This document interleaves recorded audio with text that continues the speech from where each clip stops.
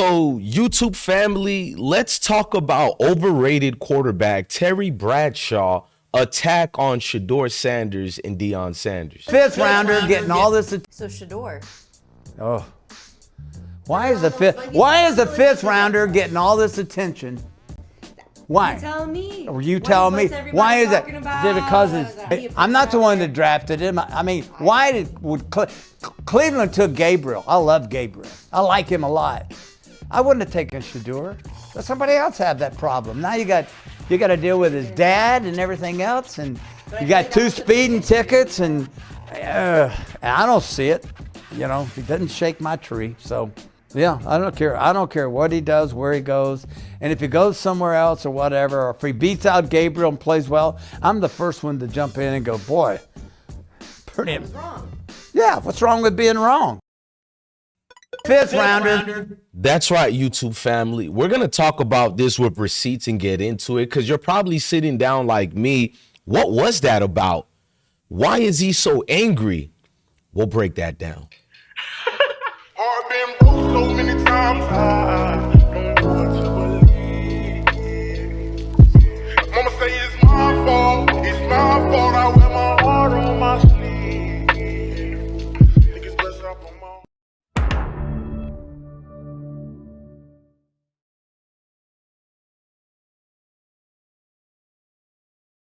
So YouTube family, this is for educational purpose. Let's talk about Terry Bradshaw and these comments he keeps making about Shedeur Sanders and Coach Prime.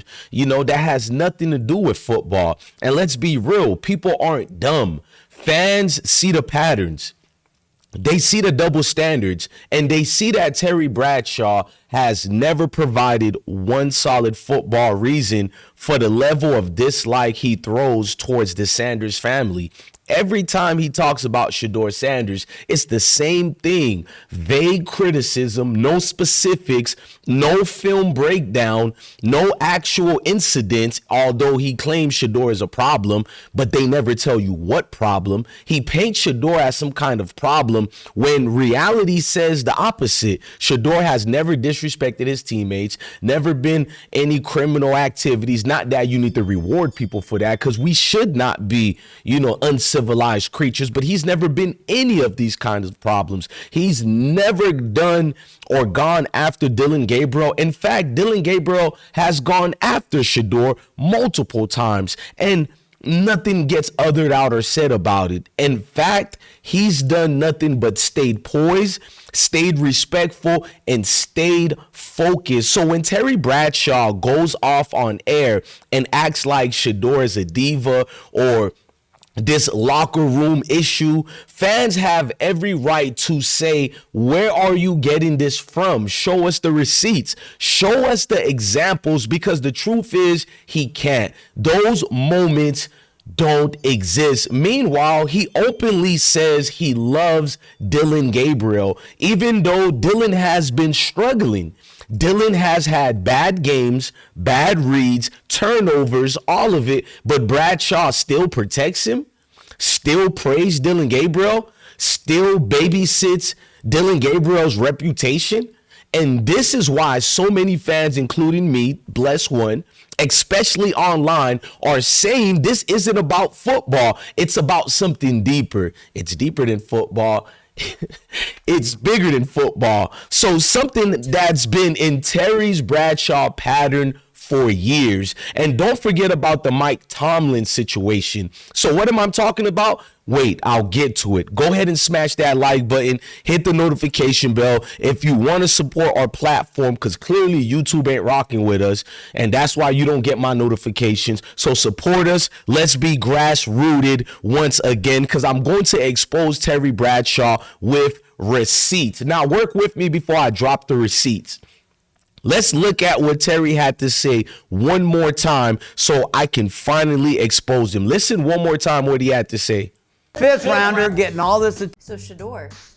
Oh, why is the fifth rounder getting all this attention? Why? You tell me. Or you tell me. Why is it? Is it because I'm not the one that drafted him? I mean, why would Cleveland took Gabriel? I love Gabriel. I like him a lot. I wouldn't have taken Shedeur. Let somebody else have that problem. Now you got to deal with his dad and everything else, and you got 2 speeding tickets. And did you guys hear that? Didn't the Cleveland Police Department come out and have to protect Shedeur by saying these people like Terry Bradshaw were clearly lying? It wasn't 2 speeding tickets. He didn't miss court. I mean, Terry Bradshaw never had a ticket before. But when he said Shedeur's name, he said, ugh, almost like he wanted to throw up hearing Shedeur. So what could Shedeur have done to discuss Terry Bradshaw so much? He never went in depth into it. He lied clearly, because this was deeper. It was a hatred of Deion and Shedeur. That's why he referenced Deion in a disparaging way, because the sight of Shedeur upsets him. It was coded language in what he was speaking. That's why out the blue, all of a sudden, Terry Bradshaw is a fan of Dillon Gabriel. Since when?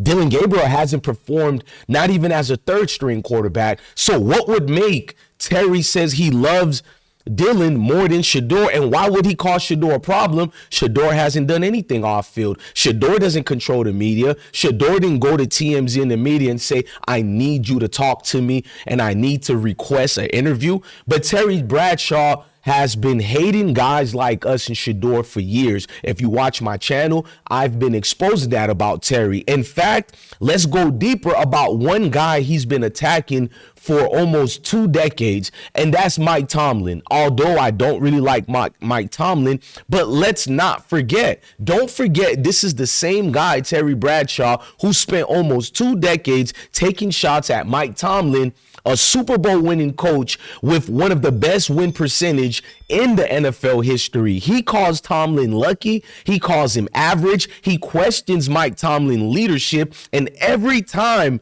the Steelers lose 2 games in a row or whatever, where was that same energy for Bill Cowher? Now, I'll go to Bill Cowher later. Let's go to the receipts. Terry Bradshaw had this pattern. Remember when Reggie Bush was running with the football? He said Reggie Bush looked like he was running for chicken. Bad for a quick vote. 9-yard strike, 7-3. Watch this run. Open up, hand it to Reggie. Bounce outside. Hook, come back inside. Look at this, Jimmy. Like he was chasing that bucket of chicken that the wind was blowing the other day. 18-yard touchdown. Miami 17-13 on top of the Colts. I tickled myself. I'm glad you said. What are we going to do with him? We're going to ship him out of here, man. I don't know. I'm dying. I'm up here dying. I'm playing hurt. Did you hear what his melanated colleagues said? Oh, because when Terry said, oh boy, like he loved it. And they said, what are we going to do with him? And one of the colleagues said, we need to ship him out of here. They were being serious. It was cringe.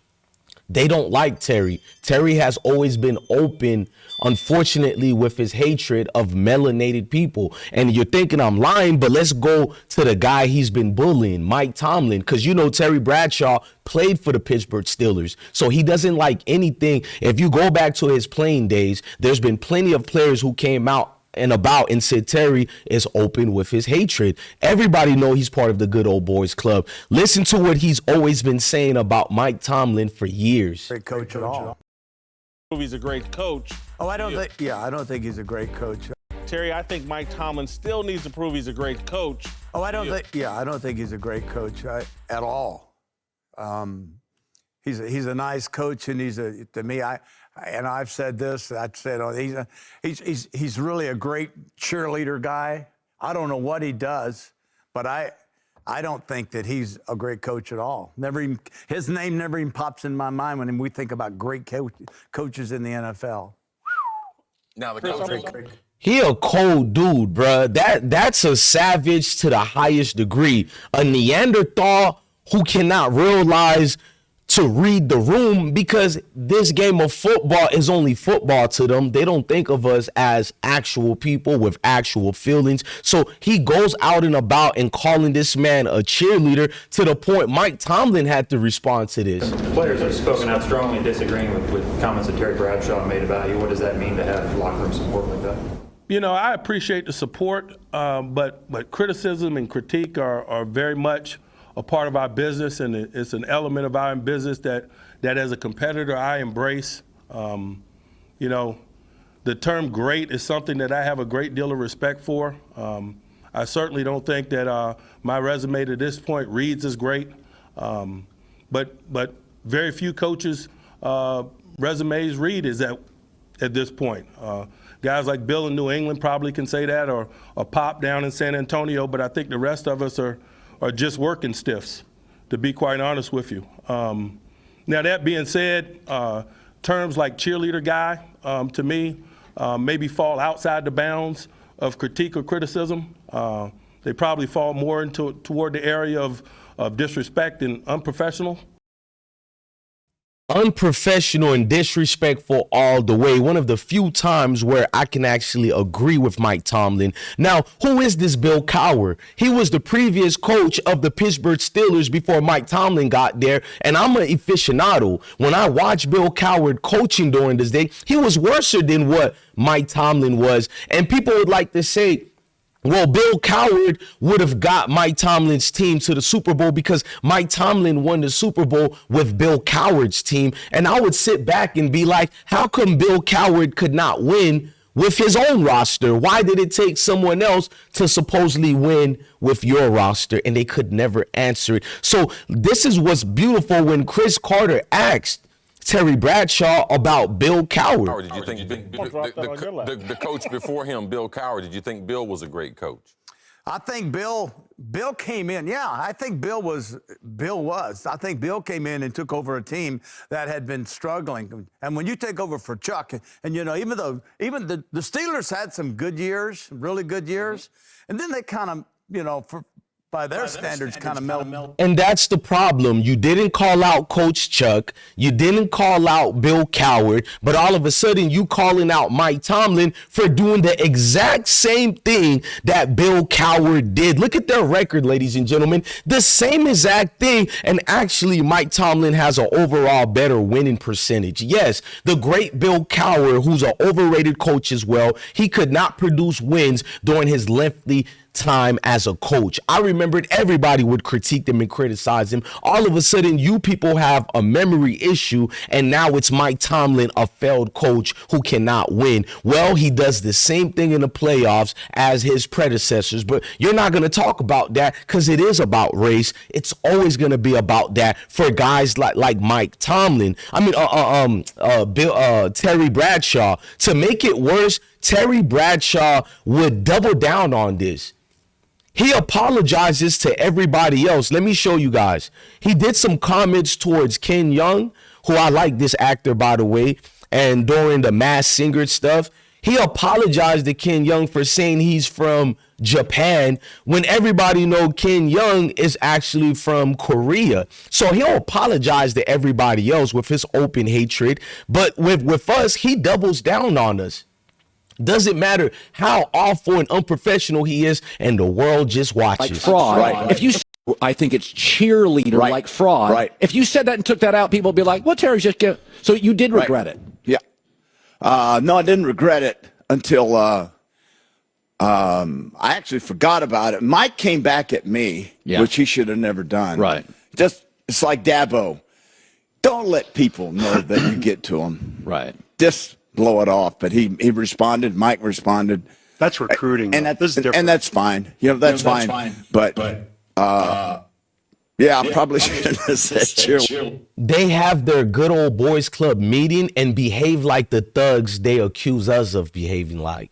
Don't let that part go far further from you, because at the end of the day, Cowher, who had fewer wins, like with the same numbers of Super Bowls that Mike Tomlin won, and lost. The same thing. Lost way more playoff games in his career. Bradshaw has always defended Bill Cowher. He always praised him. He always protected him. The accountability standard magically changes depending on who he's talking about. And that's what fans are pointing out today, like me. They're saying this looks like a pattern, and I'm saying this is a pattern. It's a pattern where Bradshaw refuses to give certain people credit when they earn it and refuses to criticize others even when they deserve it. And that's why so many in the football community believes his issue with Shedeur Sanders and Deion goes way beyond football and way beyond the field. Let's not digress with some type of form of of excuse for that rhetoric. People are tired of the coded language, tired of the dog whistles, tired of the selective outrage. Because you guys pay attention. Remember when Mike Tomlin broke a record to be one of the youngest coaches to do this? Well, we got the greatest fans in the world. We really do. Still a nation, you deserve this. We know everything's big in Texas. We're going to show them how big we do it. See everybody in Dallas. First. That's when he was going to his back-to-back Super Bowls or whatever the case is. He lost one, but the energy he provided was no different than Bill Cowher and probably bigger. But the truth about Terry Bradshaw, here it is. Shedeur Sanders has done nothing to deserve the hate Terry Bradshaw throws at him. Deion Sanders has done nothing but elevate a program, actually programs if we're considering JSU, which I respect them, inspire players and break barriers.